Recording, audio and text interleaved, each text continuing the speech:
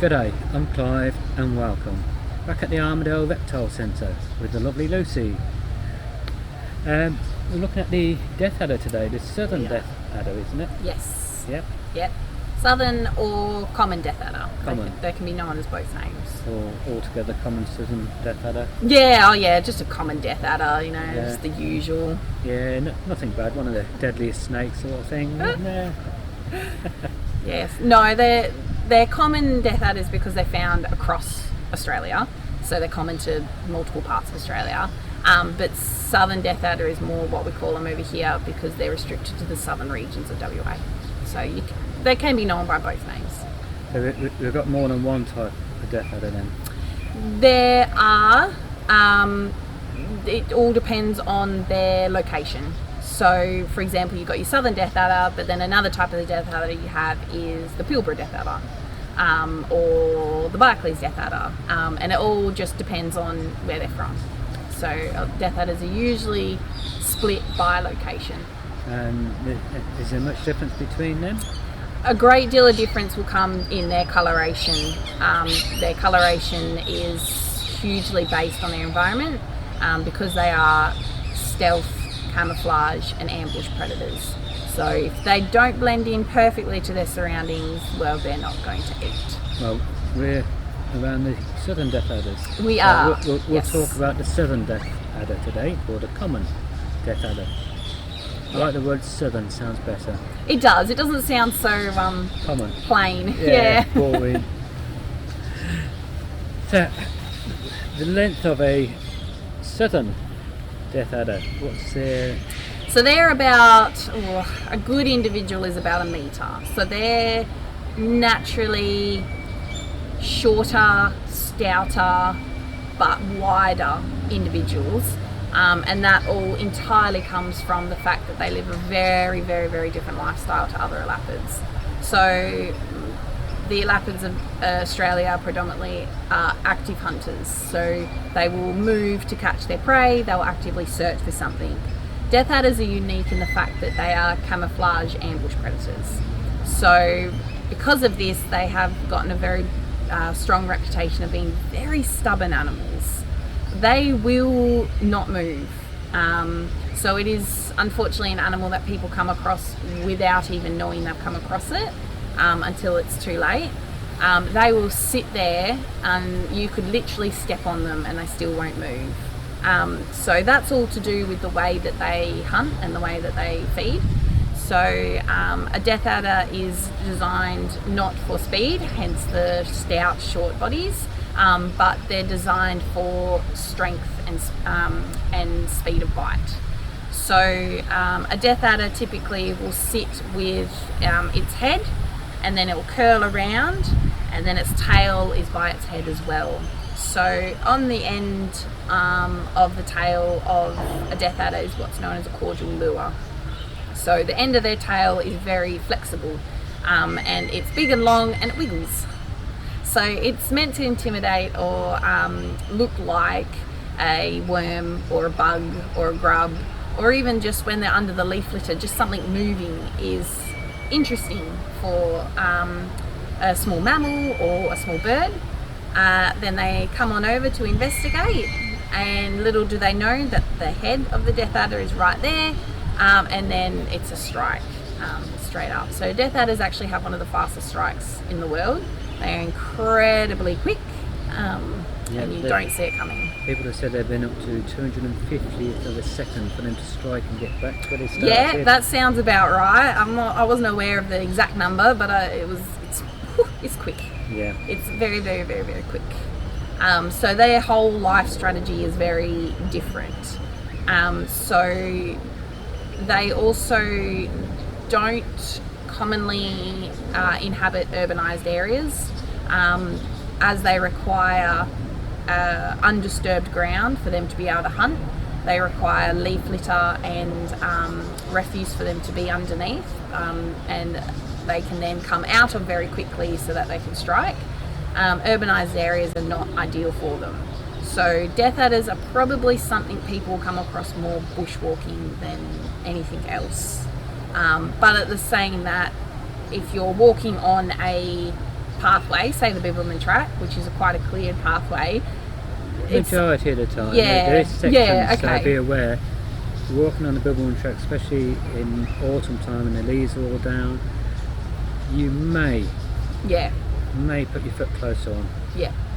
But again, as long as you're wearing your correct PPE, your long pants, your boots, chances are you won't even know that he did it, even if he tries to. The issue comes when people are walking barefoot in particular, or thongs or anything along those lines. So bites around the ankles and the feet are common with a death adder, where it's hands and things like that for other sorts of snakes. So they are incredibly special in that way. And they also go against a very common rule that people have. So a lot of people believe that you can tell whether a snake is venomous or not by its head shape. There's an idea that an elongated face, so a neck that goes into the head and there's not a great deal of distinction, and a nice rounded shape is typically a venomous animal. And the triangular sort of shaped head where it flares out, comes back, and then you have the neck is a python. Unfortunately, the death adder has that triangular shaped head. So he certainly goes against the whole idea of that. So that's not a good way to tell the difference between venomous and non-venomous. The only thing that you should be thinking is, I don't know what it is, so I'm going to treat it as a venomous animal. And regardless if it's python or not, it should be left alone. So it shouldn't matter what it is. It should always be left to its own devices. In future, we've got a couple of videos of two snakes coming out, the opposite way round, where people think they're venomous and they're not venomous. So look out for them. That's very true. That's the Asperdites. Yeah. So you mentioned about them, they're catching their food. What is their main food, you say? They do seem to prefer mammals and small birds. So animals that you would imagine eat ground-dwelling insects, and little skinks or bugs that are crawling across the ground. It's those sorts of animals that they're targeting to grab. And they are incredibly patient. It could take days before something comes across them, and even then, even if something comes across them, if it's not in exactly the right spot, they might miss, or it might be too far away, or anything like that. Adders are very unique. We don't have many adders in Australia. The elaphids far outweigh them. Adders are closely related to vipers. So the only difference that makes to these guys is that their fangs and their jaw are highly, highly mobile. So adders are a difficult one for us to work with, because any sort of restraint on them around their face, if you need to, is highly dangerous. Because you could be holding it as firmly as you would a leopard, knowing that you're not going to get bitten, but an adder has a very strong ability to turn just one half of its jaw around and get you on the thumb, for example. So they are considered a bit more of a high risk animal to work with in this industry. But in terms of coming across them in the wild, well, I would consider you very lucky to have come across one in the wild. Perth is by far their northernmost distribution. There's been very few accounts of them in the metro area, but if you come out towards the hills and things like that, then you're more likely to come across them. But like I said, bushwalking is probably the only reason you'll come across them like that. If in the UK and watching, a lot of you will probably know, or probably not so many people, because when I was living there, not many people realise that the UK's only got one venomous snake, and that's an adder. Yes. And a lot of people mix it up with the other snake. I think it's a grass snake over there. So if you're going to go walk in places like the Cannock Chase, where you've got all the forest and you've got a bit of swampland, keep an eye out, because they will come onto the walkway there and they will sun themselves.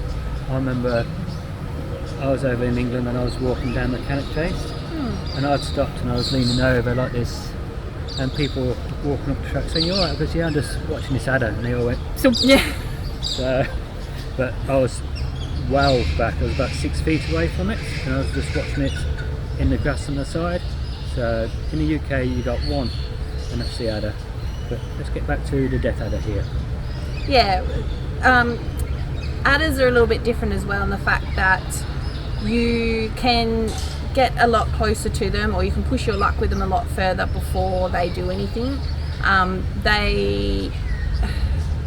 Because they are so ambush orientated, they are not quick animals to actually move their own body.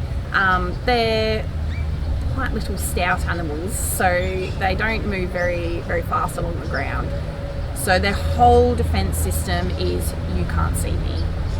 So they want to maintain that for as long as possible.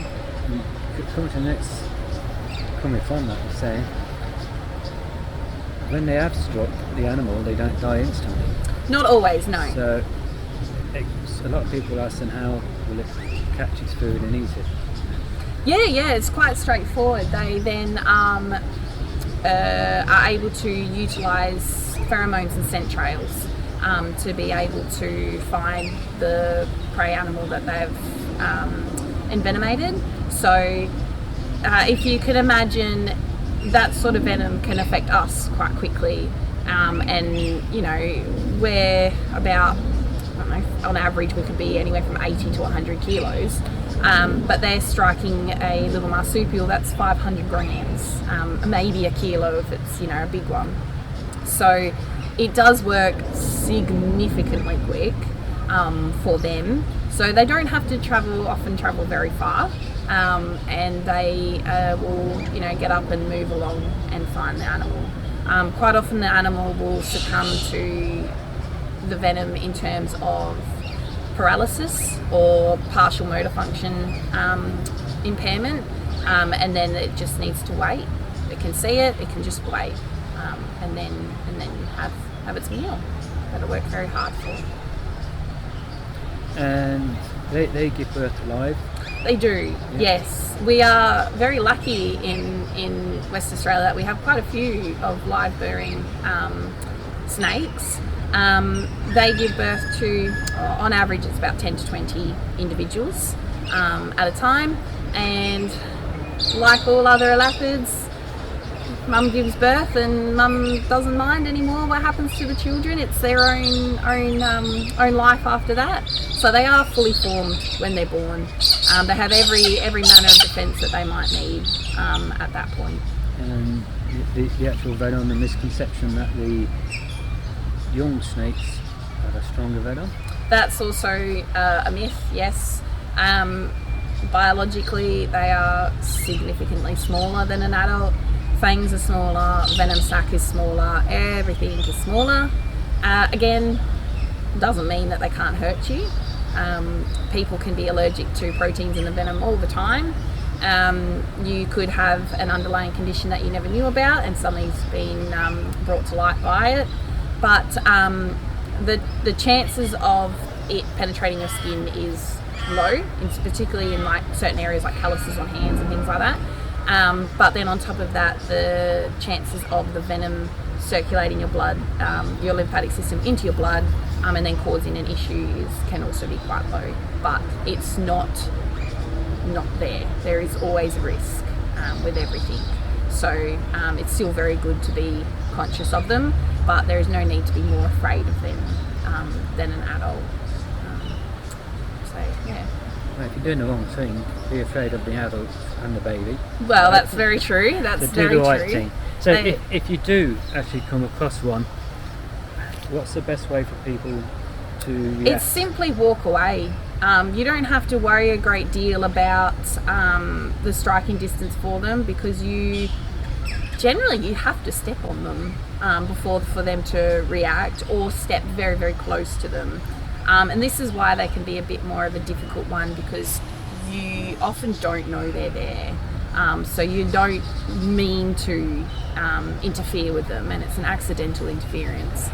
But if you do spot one, he's very much hoping that you didn't, and he's waiting for you to move on. So you're very safe to just move away from him. So again, it's the general rule of half of his body length. He can strike to half of his body length, but with that species, you have to be incredibly close for him to even try it. His whole defense is, you can't see me. Him striking at you before you've gotten close enough to him, or trying to make himself visible, he's just put himself in more danger. So he's not going to do that. So if you are potentially within that striking distance, he's not going to move. no. So if you're within that striking distance, you would stand there for hours on end. It's very unlikely that he is going to move. They are incredibly stubborn, like I said. The incident rate for death adders is so incredibly low. But still, with the, just to be safe, back off, gentle. Just back off gently, quietly and slowly. Snakes in general, they can see. Their eyesight isn't overly developed.